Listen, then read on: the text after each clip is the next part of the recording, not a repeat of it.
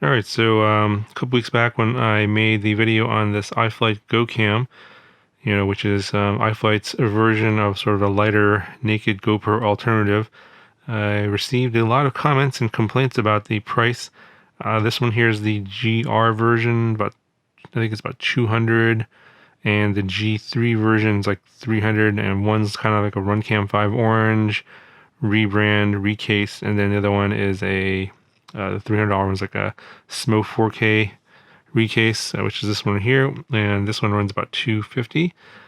So these naked GoPro alternatives, they're not cheap. They're 200 plus typically. Obviously, you can make your own naked GoPro, naked heroes, or if you can still find them. I think Hero 8s are like 300, and then you can do the whole GEP-RC case and all that, and probably it's going to run you about 400 for everything. And of course, you can buy it, which is like 500. And of course, again, the complaints rain down that these are way too expensive and out of the reach of most people's budgets. If you want the best image quality, you're gonna have to pay the $500 to get the GEP-RC Hero 8. I don't think there's a way around that.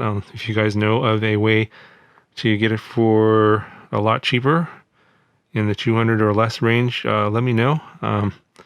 I don't know of any legitimate ways of doing that, but yeah, if someone knows, please leave me a comment, because there's a lot of people that were looking for alternative, cheaper ways to get into this sort of, around a 30 gram, HD 4K video footage for their Cinewup, or some sort of smaller quad, that is not going to be able to carry a full-size GoPro. So I have come up with a solution. I don't know if you guys are going to like it or not.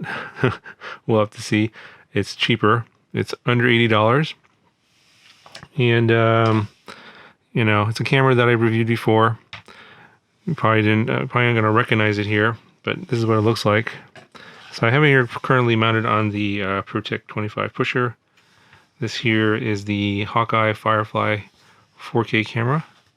If the camera will focus, and it's not going to show you. There it is, right there. So I have created a, like a mounting system for the cameras. It's basically a split style camera. So you have the camera sensor unit, and then you have the actual electronics video processing board here in the back. So, in a lot of ways, it's similar to a naked GoPro, but there's no case. And so I kind of came up with a solution to put this together, and it's about 25 to 26 grams, somewhere in there. I used some 3D printed parts that I created, and I'll put a link in the description where you can pick those up.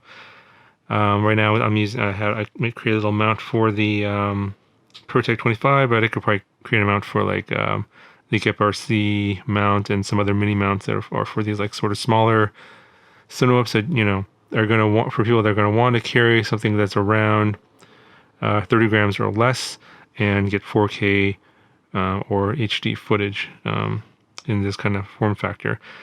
So yeah, this is what I've come up with. Now, this is not the best camera in the world. I reviewed this, I think it was like maybe 2 years ago. It's pretty old. This camera's been around for a long time.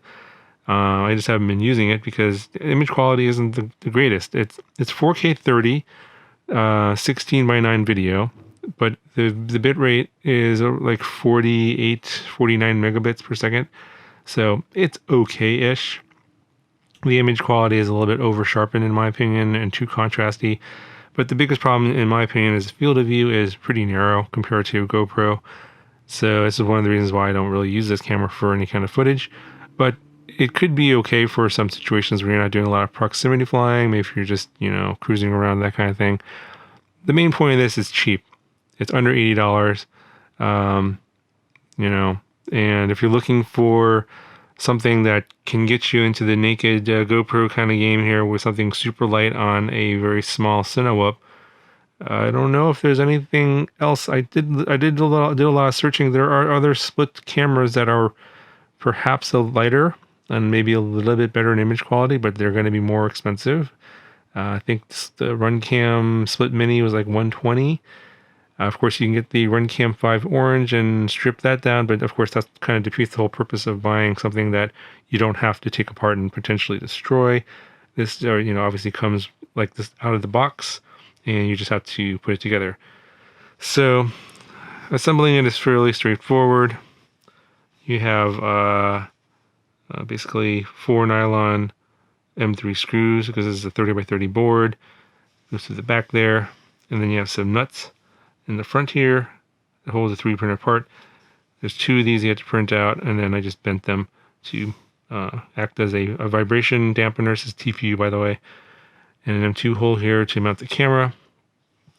And I have a little mount piece here that mounts it to the Protect 25, and this is the iFlight standard mini mount, and that is also attached via the same screw and nut. It's kind of hard to see because it's a little dark. Anyway, I'll just show up some B-roll here of what that part looks like. It just attaches to the same screw and nut on top of the side mount here, and then you have a screw that goes through the standard mini mount on the Protect 25. You can adopt this to other craft, of course, not a big deal. It's pretty light. You do have to power it off of LiPo, so uses, I think, 2 to 6S voltage. I did a review on the camera already, so I'm not going to cover that. I'll link that here in the corner, all the specs and details and all that, and of course link down in the video description. Here's a little bit of flight footage. Again, I'm not super thrilled with the image quality of this camera, but you get what you pay for. So if you're looking for something cheaper, which if you don't have the budget for something more expensive, I don't know what other alternatives there are out there in the price range, because everyone's like, hey, I want something for under $100. And I did a lot of research and spent time searching for something, and this is the best thing that I could come up with you for you guys that are looking for something that's under $100. But it's not GoPro quality footage. It's probably not even as good as the Runcam 5 footage that comes out of this camera, and the Insta360 1R footage that comes out of this camera. If you want better image quality, you just really have to fork over the money and pay for it. So for those of you guys that are, I want the best image quality. I want Hero 8 image quality for under $100. That's like, I don't know what to say to you guys.